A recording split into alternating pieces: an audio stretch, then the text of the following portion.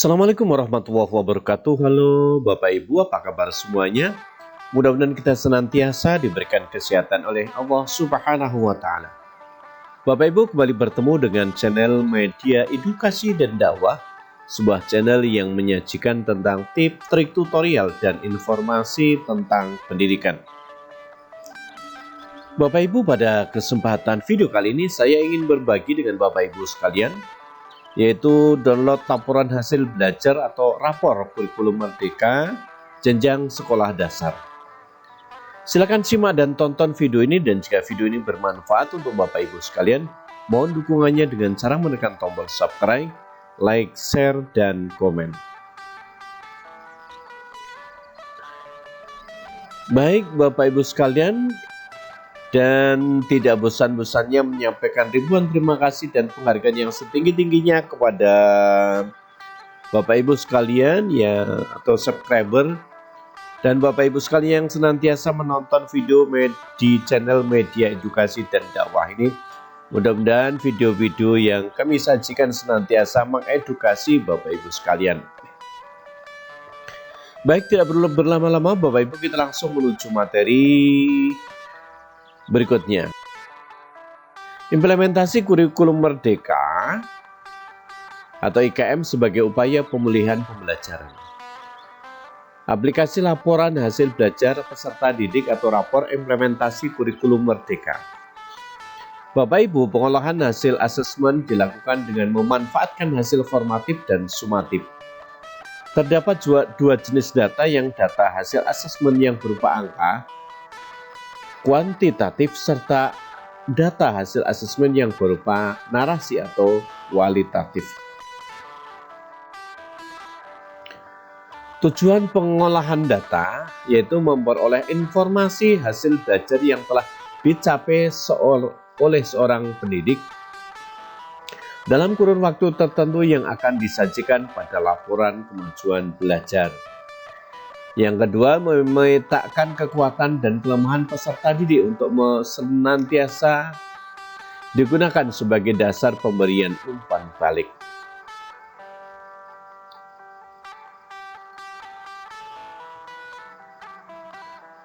Untuk memenuhi tujuan pengolahan data tersebut, satuan pendidikan diberikan keleluasaan untuk mempertimbangkan karakteristik mata pelajaran, capaian pembelajaran, alur tujuan pembelajaran, dan aktivitas pembelajaran. Disediakan 3 alternatif pengolahan hasil asesmen yang dapat dijadikan inspirasi satuan pendidikan atau sekolah, antara lain. Alternatif 1 yaitu mengolah seluruh data formatif dan sumatif untuk dijadikan nilai rapor. Seluruh hasil asesmen formatif dan sumatif berupa angka diolah menjadi nilai akhir. Selanjutnya, alternatif yang kedua yaitu mengolah seluruh data informatif dan sumatif untuk dijadikan nilai rapor. Hasil formatif berupa angka dan hasil sumatif diolah menjadi nilai akhir. Data baru narasi kualitatif digunakan sebagai pertimbangan deskripsi capaian kompetensi dalam rapor. Hasil asesmen sumatif diolah menjadi nilai akhir. Hasil asesmen formatif digunakan sebagai pertimbangan deskripsi capaian kompetensi dalam rapor. Selanjutnya, alternatif yang ke-1 mengolah seluruh data formatif dan sumatif untuk dijadikan nilai rapor. Kemudian keunggulan asesmen didasarkan pada data yang lengkap dari informatif dan sumatif, sehingga pendidik memiliki informasi yang lebih banyak untuk menentukan nilai akhir. Data berupa angka lebih mudah untuk diolahnya. Bapak Ibu, adapun kelemahannya yaitu upaya yang dilakukan pendidik lebih banyak, kemudian waktu yang diperlukan untuk mengumpulkan dan mengolah data lebih lama, dan yang ketiganya adalah penilaian berupa angka belum mencerminkan kompetensi secara utuh. Bapak Ibu, hal yang harus ditinggalkan: 1. Asesmen formatif hanya dengan mengambil nilai berupa angka, hanya menggunakan teknik tes tertulis atau lisan, dan mengabadikan teknik penilaian lain, misalnya observasi, produk, praktik, proyek, dan portofolio. Yang ketiga, berfokus pada nilai tanpa memberi umpan balik dan tidak lanjut untuk perbaikan proses pembelajaran. Dan yang keempatnya adalah pendidik menghabiskan waktu untuk menangani administrasi dan pengolahan penilaian sehingga kehilangan fokus untuk melaksanakan pembelajaran bermakna. Yang kedua, alternatif yang kedua itu mengolah beberapa hasil formatif berupa angka dan seluruh sumatif untuk dijadikan nilai rapor. Apa keunggulannya? Keunggulannya yaitu waktu yang diperlukan untuk mengumpulkan dan mengolah nilai lebih singkat. Informasi kemajuan berupa peserta didik lebih bervariasi karena menggabungkan data kuantitatif dan kualitatif. Kelemahannya adalah berpotensi terjadi kesalahan dan menentukan tujuan pembelajaran yang akan dinilai secara kuantitatif. Kemudian berikutnya, upaya pendidik bertambah karena harus mengumpulkan data kualitatif dan komunikatif.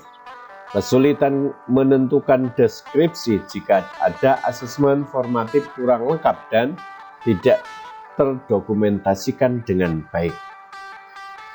Bapak Ibu, hal yang harus ditinggalkan adalah satu, tidak melakukan analisis yang mendalam atas keterkaitan tujuan pembelajaran dan capaian pembelajaran ketika menentukan tujuan pembelajaran yang akan dicapai.